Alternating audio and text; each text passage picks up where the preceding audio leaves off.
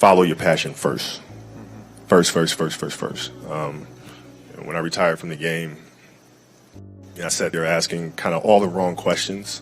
What's the biggest industry I can get into? And it's all the wrong stuff. And you got to sit there and ask yourself, okay, what am I truly passionate about? What do I enjoy doing? And when you feel that way, honestly, you feel like you have never worked a day in your life. It's the most fun thing in the world. You get up in the morning excited about what you're doing. And you got to be really honest with yourself about it. If you wake up in the morning and you're dreading going to work, dude, do something else. Right. Do something else. And those are hard decisions to make, but when you make those decisions, it's a very liberating experience, and you find out that the rewards will come. You'd be surprised, like some people, like my kids at 2 could do a lot of things. Right? At 2, I could dribble a basketball, I could shoot a basketball on the Nerf hoop at the house, and I would go to practice with my father. I would observe my father. I'd sit and watch games with him. Well, the passion came from the love for the game. I loved everything about it, like the smell of the ball, the smell of like brand new sneakers, and like the sound the ball makes when it hits the ground, ball going through the net, like all those things I love. And so the passion comes from that, because once you have that love, you just want to be a part of this thing all the time. I was born to play basketball, you know what I mean? And I played a lot of different sports.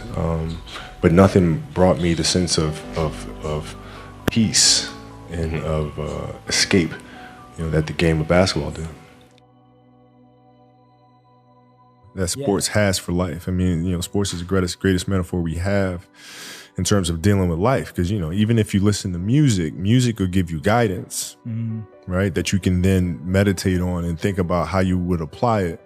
In sports, you have to apply it in the here and now. You're faced with challenges moment to moment. You're faced with pressures and anxiety and communication or the lack thereof and all this other stuff. Like, it's in the moment. So you have to live it.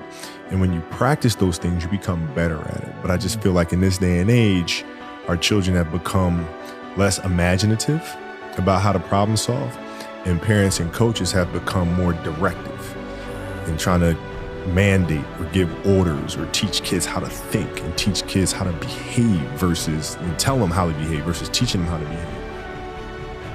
behave. Basketball for me was the most important thing.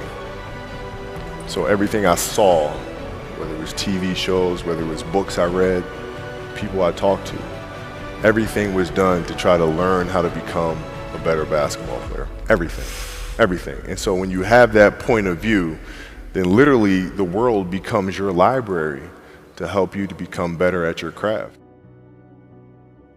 Growing up in Italy, when I first moved over there, it was, I didn't speak Italian, I didn't have any friends. I had the game of basketball, and through sport and playing soccer, I was able to make friends and build connections. But it was a lot of time spent alone. And when I came back to the States, I wasn't the most athletic kid.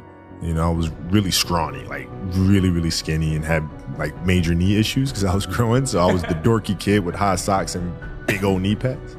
I had to look long term. I had to look at it from a long term because I wasn't going to give up on the game. Right. So I had to say, okay, this year I'm going to get better at that. Next year, this, and then so forth and so on. And then patiently I was able to catch them. It's just piece by piece, and it's the consistency of the work, which I feel like a lot of parents are missing today because we're not teaching that to our kids. We tend to say like kids don't want to do the work, but in reality, it's us. We're failing them because we're not leading them the right way and teaching them, how to fish. You know what I mean? And so like the consistency of work, Monday, get better. Tuesday, get better. Wednesday, get better, right? And you do that over a period of time, not like 1 month or 2 months. It's 3, 4, 5, 6, 7, 8, 9, 10 years, and then you can get to where you want to go. If your job is to try to be the best basketball player you can be, right? To do that, you have to practice, you have to train, right? You want to train as much as you can, as often as you can.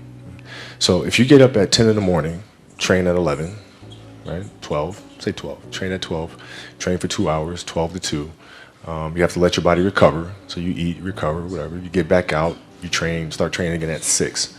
Train from 6 to 8, right? And now you go home, you shower, you eat dinner, you go to bed, you wake up, you do it again, right? Those are 2 sessions, right? Now imagine you wake up at 3, you train at 4. You go 4 to 6, come home, breakfast, relax, blah, blah, blah. Now you're back at it again, 9 to 11, right? You relax, and now all of a sudden you're back at it again, 2 to 4, and now you're back at it again, 7 to 9. Look how much more training I have done by simply starting at 4, right? And so now you do that, and as the years go on, the separation that you have with your competitors and your peers just grows larger and larger and larger and larger and larger. And by year 5 or 6, doesn't matter what kind of work they do in the summer, they're never going to catch up because they're 5 years behind. Right? So it makes sense to get up and start your day early because you can get more work in. I expected to win. Like I expected us to win championships. I expected us to win 5. Quite honestly, I expected us to win 8. And so when you have that vision in sports, it's a direct competition. Like I know how hard they're working. I know how hard we're working. I know what their strategy is. I know what ours is, So it's a little different. So when we win in the NBA, it was like, yeah, we expected to do that. But now we're going to come back and we're going to do it again, And so it's that constant like, all right, you're churning. You win one championship, I'm back in the gym the next day, working, getting ready for the next one.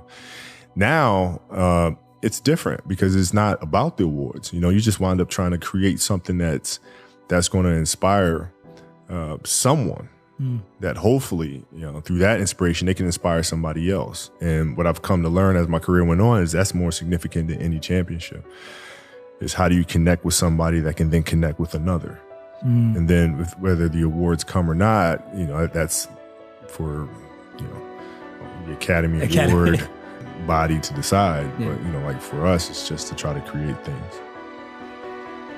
The Mamba mentality simply means trying to be the best version of yourself. That's what the mentality means. It means every day, you're trying to become better. And it's a constant quest. It's an infinite quest. So starting at the age of 2, when I first started playing the game and on and on and on, I always asked questions. I always tried to get better every single day.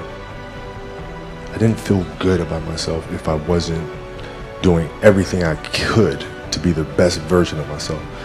If I felt like I left anything on the table, it would eat away at me. I wouldn't be able to look myself in the mirror.